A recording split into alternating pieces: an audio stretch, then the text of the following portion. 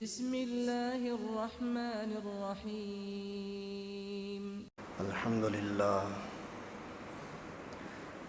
لله نحمده ونصلي ونسلم على رسوله الكريم.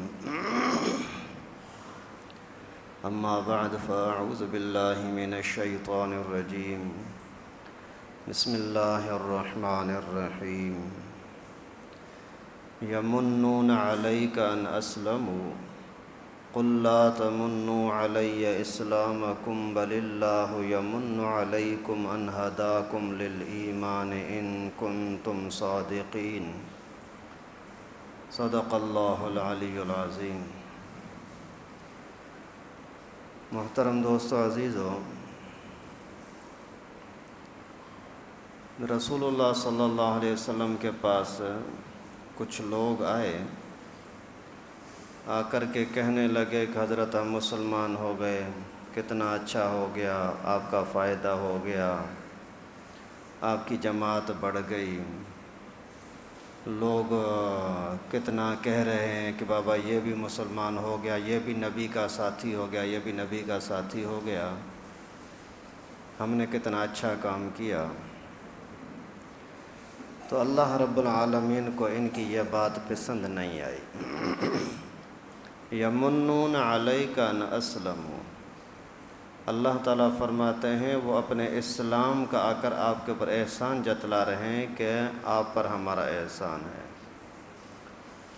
قل لا تمنوا علی اسلامکم، اللہ تعالیٰ فرماتے ہیں کہ میرے نبی آپ ان سے کہہ دو اپنے مسلمان ہونے کا، اسلام کا مجھ پر احسان نہ جتلاؤ. بل اللہ یمن علیکم ان ہداکم للایمان، بلکہ یہ سمجھو کہ اگر اللہ تعالیٰ نے آپ کو ایمان کی ہدایت دی ہے، ایمان کی توفیق دی ہے، تو یہ اللہ کا تمہارے اوپر احسان ہے. تو دنیا کے اندر آدمی جب آ گیا تو اس دنیا میں اس کو کئی سارے مرحلے دیکھنے پڑتے ہیں. خوشیاں بھی آتی ہیں، غم بھی آتے ہیں، کمزوری کا زمانہ بھی، طاقتور ہونے کا زمانہ بھی. تو اصل جو کامیابی ہے وہ ایمان والی ہے. اگر ایمان ہے تو ایک کانٹے کا چبھنا یہ بھی بڑا تمہارے لیے ثواب اور خزانہ ہے. اور اگر ایمان نہیں ہے تو آپ کا جہازوں پر اڑتے پھرنا، کروڑوں اربوں روپے کی جائیداد کا مالک ہونا، یہ بھی تمہارے کسی کام کا نہیں ہے. اصل چیز ہے ایمان. جیسے مثال کے طور پر دنیا کے اعتبار سے ایک بندے کو کہا جائے کہ آپ کو 10 گھنٹے کے لیے یہ آپ کو ہم کمرہ دے دیتے ہیں، اس میں دنیا کی ہر چیز، کھانے پینے کی، عیاشی کی، سب کچھ موجود ہے اس محل کے اندر، کھاؤ پیو عیش کرو. لیکن 10 گھنٹے جیسے ہی ختم ہوں گے تو پھر تیرا حساب کتاب شروع ہوگا اور تیری پٹائی ہوگی. اس کے مقابلے میں دوسرا وہ بندہ ہے جس کو بولا جائے کہ بھائی آپ اس کمرے کے اندر یا اس محل میں چلے جاؤ، اس کے اندر یار سانپ بھی ہوں گے، بچھو بھی ہوں گے، کانٹے بھی ہوں گے، بھوک بھی ہوگی، درد بھی ہوں گے، زخم بھی ہوں گے، بچ کے رہنا. ہو سکتا ہے سانپ سامنے آ جائے، اس سے کس طرح بچنا ہے، بچھو آ جائے کیسے بچنا ہے، کوئی کانٹا آ جائے کیسے بچنا ہے، اس سب چیزوں پر تجھے نظر رکھنی ہوگی. لیکن اگر ان چیزوں سے تو بچ گیا، اپنے آپ کو بچا لیا، تو پھر آگے تجھے 1000 سال کے لیے مزے ہی مزے ہیں. تو ذرا سی بھی عقل کسی کے اندر ہوگی تو وہ بولے گا کہ بھائی یہ 10 گھنٹہ کیا، 10 مہینے کیا، 10 سال تک بھی اگر میں تڑپتا رہوں لیکن آگے کے 1000 سال اگر مجھے خوشی مل جاتی ہے تو یہ اچھا. اور جو بے وقوف ہوگا، بدھو ہوگا، پاگل ہوگا، وہ بولے گا بھائی آگے کو چھوڑو، ابھی والے یہ 2-4 گھنٹے 10 گھنٹے تو میں مزے لے لوں. بالکل یہی صورتحال ہے. دنیا کے اندر آدمی بالکل تھوڑے سے وقت کے لیے آیا ہے. اسی وقت کے اندر اگر ایمان کی نعمت مل گئی تو سبحان اللہ. اگر ایمان کی نعمت نہیں ملی تو اس سے زیادہ بدبخت بد نصیب کوئی اور نہیں ہو سکتا۔ احادیث مبارکہ میں ایک واقعہ آتا ہے، بڑا پرسوز دردناک المناک واقعہ۔ ایک لڑکا ہے، بڑا حسین،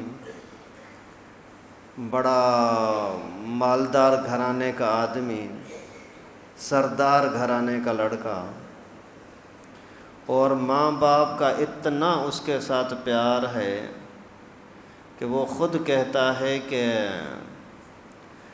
میں چند لمحوں کے لیے بھی اگر گھر والوں سے اوجھل ہو جاتا تو گھر والے بے چین ہو جاتے تھے۔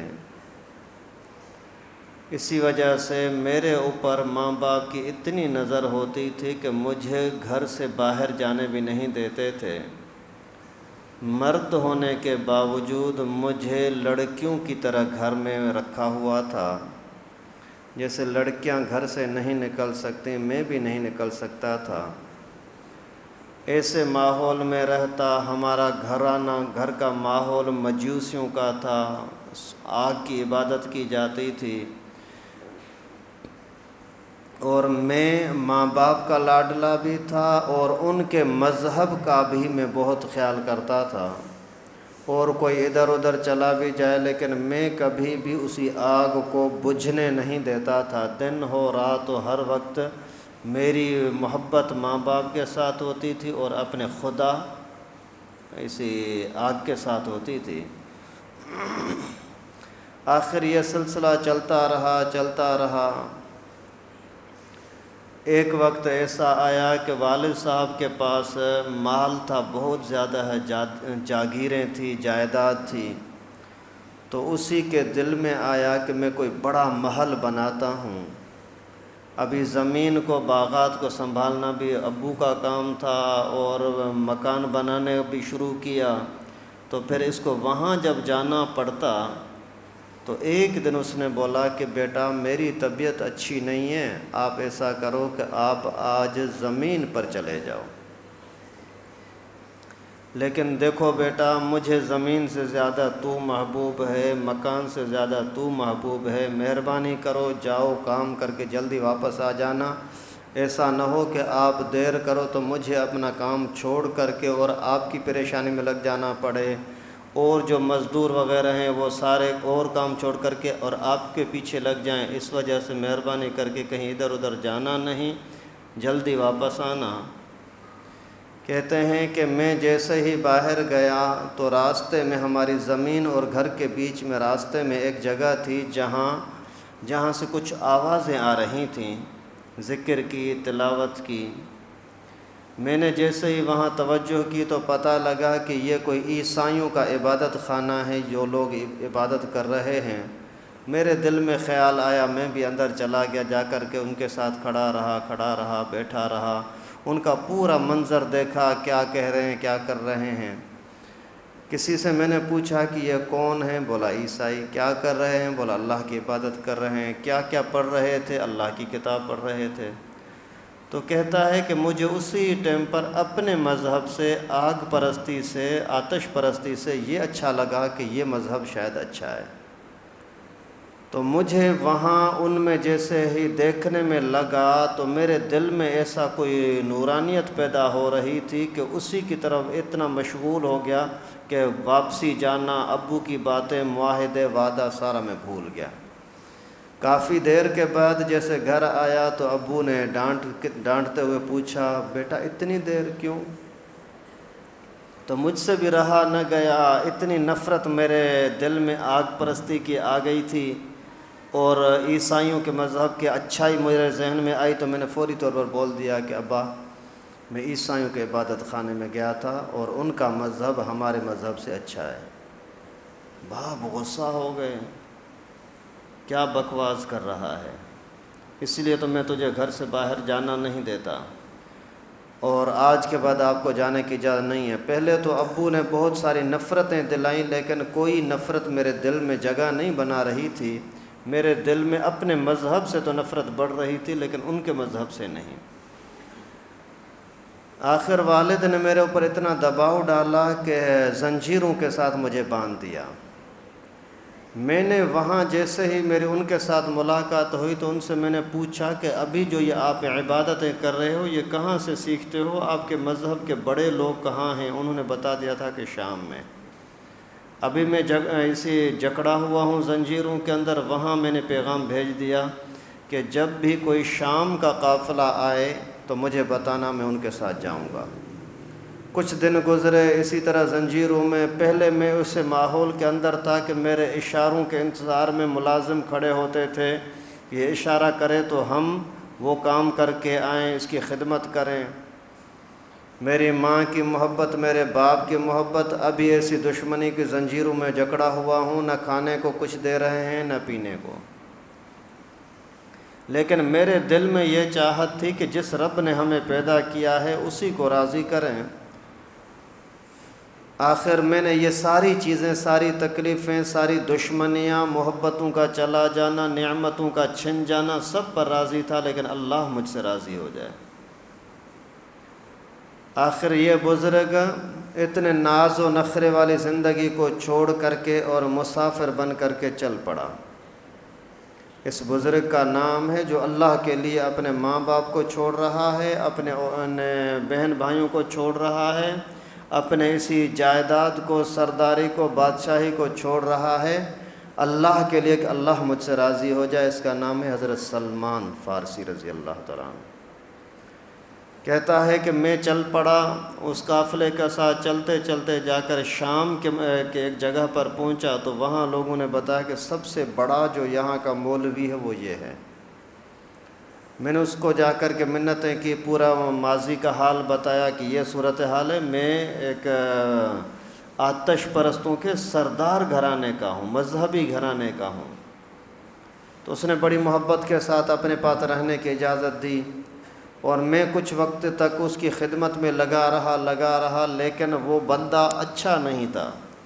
ظاہر میں اچھا تھا اور باطنی لحاظ سے اس کی کارکردگی اچھی نہیں تھی، مال خور تھا۔ آخر کچھ عرصے کے بعد وہ مر گیا۔ جیسے مرنے لگا تو میں نے اس سے مشورہ کیا کہ میں ابھی کہاں جاؤں، تو اس نے کوئی مشورہ مجھے مناسب دیا نہیں، اور وہ جیسے مرا تو میں نے لوگوں کو بتا دیا یار یہ ٹیڑھا آدمی تھا، آپ اس کو بھلے بزرگ سمجھتے ہو یہ وہ، لیکن اس کے خامیاں جو میں نے دیکھیں اس کے گھر میں رہ کر کے وہ شاید اس کو پتہ نہیں ہے، آپ کو پتہ نہیں ہے۔ پوچھا کیا مسئلہ ہے؟ میں نے بتایا کہ جتنا آپ اس کو پیسہ دیتے ہو صدقے خیرات کا لوگوں کو دینے کے لیے، وہ سارا اپنے پاس جمع کیا ہوا ہے۔ دیکھا تو واقعی ایسا ہی تھا۔ تو عیسائیوں کو اتنا غصہ آیا کہ یار ہم نے اس کو پیسہ دیا تھا غریبوں کے لیے اور یہ خود ہڑپ کر گیا۔ تو اسی دفن شدہ پادری کو، راہب کو نکال کر درخت پر لٹکا کر کے اس کو پتھر مارے تاکہ سب کے لیے پتہ لگ جائے کہ دین کے نام پر دھوکہ کرنے والوں کا انجام ایسا ہوتا ہے۔ پھر دوسرا کوئی راہب آ گیا اس کی جگہ پر، پھر اس کی خدمت میں رہا، کئی سالوں تک اس کی خدمت میں رہا۔ پھر جب وہ مرنے لگا تو میں نے اس کو بولا یار ابھی آپ تو جا رہے ہیں، میرے اوپر تو اتنے حالات گزرے ہیں، میں صرف اللہ کی رضا کے لیے نکلا ہوا ہوں، میرے لیے تو کوئی راستہ بتاؤ۔ تو اس نے بولا کہ آپ چلے جاؤ، اس وقت دنیا کے اندر میری نظر میں صرف ایک بزرگ ہے، وہ رہتا ہے موصل میں، ہزاروں میل دور۔ تو بولا کہ میں چلتے چلتے جا کر کے وہاں پہنچا۔ ابھی کوئی آج کل کی گاڑیاں تو نہیں تھیں، ایسے ہی سفر جنگلات کے، درندوں کا خوف اور سانپ بچھو کا، بھوک پیاس کا۔ آخر اللہ کی رضا کو ڈھونڈنے کے لیے چلتے چلتے کئی دنوں کے سفر پر جا کر کے وہاں پہنچا۔ اس کے سامنے پوری صورتحال رکھی۔ اس نے بولا یار میں کسی اجنبی بندے کو اپنے پاس رکھتا نہیں ہوں۔ تو میں نے منتیں کی یار ایسا نہیں کرو، میرے اوپر اتنے حالات گزرے ہیں، میں ابھی کہاں جاؤں، صرف اللہ کی رضا کے لیے آیا ہوں، آپ سے اور تو کوئی میری لالچ ہی نہیں ہے۔ تو اس نے پھر رہنے کی اجازت دی۔ کچھ عرصے تک، کئی سالوں تک میں اس کے ساتھ رہا۔ پھر وہ بھی موت کے قریب آ گیا، وقت اس کا مرنے لگا۔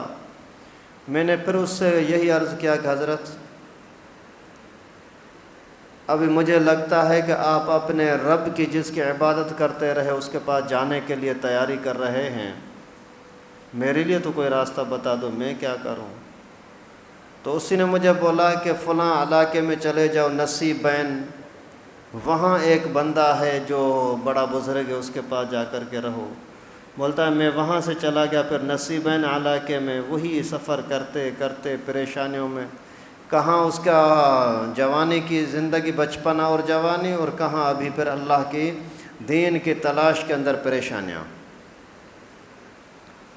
پھر جا کر کے نصیبین میں پہنچا، اس کے ساتھ بات چیت ہوئی، اس نے پھر رکھ لیا، اس نے مہربانی کی۔ یہ خود حضرت سلمان فارسی رضی اللہ تعالیٰ عنہ نے حضرت ابن عباس کو پورا اپنا واقعہ بیان کیا۔ کہتا ہے پھر کچھ وقت تک میں وہاں نصیبین میں رہا، جب وہ فوت ہونے لگا پھر اس کو بولا بھائی ابھی میں کہاں جاؤں، آپ جو جا رہے ہو۔ حضرت سلمان فارسی کی عمر بہت لمبی ہوئی تھی، روایتوں میں آتا ہے تقریباً 250 سال عمر تھی اسی کی، حضرت سلمان فارسی کی۔ آخر اس نے بولا کہ روم چلے جاؤ، روم کے علاقے میں ایک بزرگ ہے۔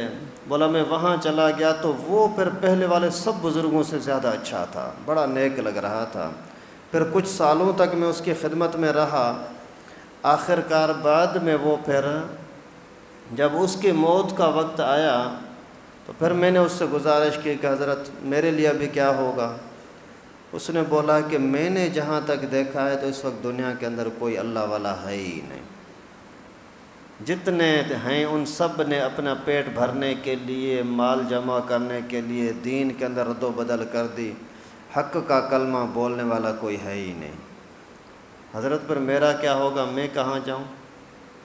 تو اس نے بولا کہ آپ کے لیے ایک راستہ ہے، ہماری کتابوں سے جو لگتا ہے تو اب بھی عن قریب آخری نبی آنے والا ہے، 10-20 سال کے اندر، 50 سال کے اندر وہ نبی آ جائے گا، آپ اسی کا انتظار کرو۔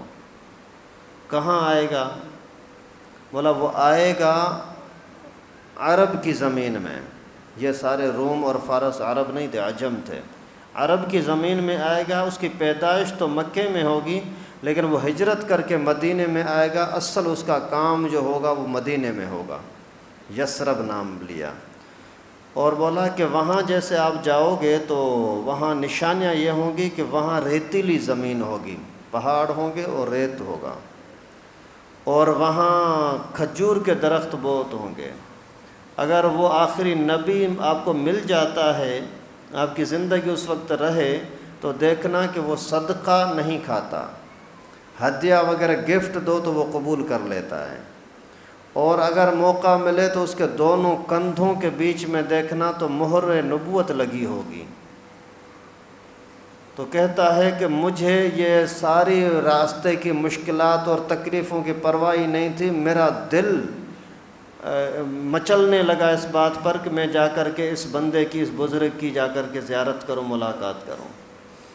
پھر جیسے ہی وہ فوت ہوا تو پھر میں تلاش میں لگ گیا کہ بھئی عرب کا کوئی قافلہ اگر آ جائے یہاں تو مجھے بتانا۔ پتہ لگا کہ بنو کلب کا ایک قافلہ آیا ہوا ہے۔ تو میں نے ان سے بات کی کہ بھائی دیکھو میں یہاں رہتا ہوں اور میرے پاس کچھ مال بھی ہے، کچھ گھوڑے، اونٹ، بکریاں وغیرہ وہاں میں نے اپنے پاس رکھی تھیں۔